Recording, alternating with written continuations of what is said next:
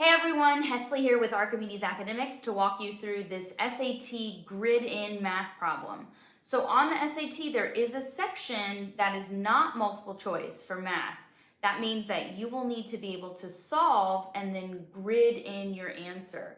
So write in your answer and then also bubble in the corresponding numbers below so that the Scantron can read your response. So here's the question we're working with today. If a equals 5 root 2 and 2a equals root 2x, what is the value of x? So my biggest piece of advice is don't be intimidated, because at first maybe the grid in section or even seeing things with radicals might feel super intense or maybe confusing, but this is easier than you think.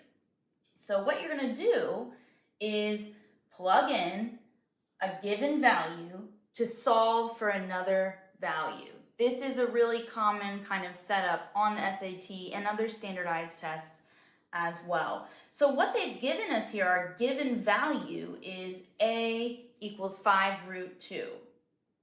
So now we're going to plug that into this given equation so that we can end up solving for x, the variable that we need to solve for. So here we are.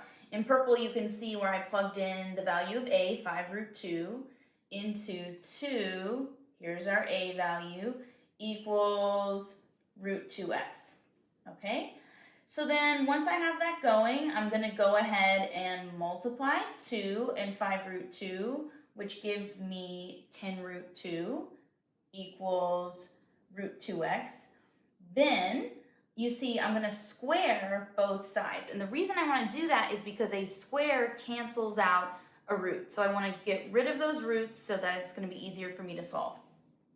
So once I do that, that means it's going to be 10 squared is 100. Square cancels out the root, so that just leaves times 2. Then on this side of the equation, square cancels out the root, so we just get 2x. Okay, 100 times 2 is 200 equals 2x. Divide both sides by 2, and there's your answer, x equals 100. If you need more guidance or support, we've got lots of tutors on the team ready to help you out at archimedesacademics.com.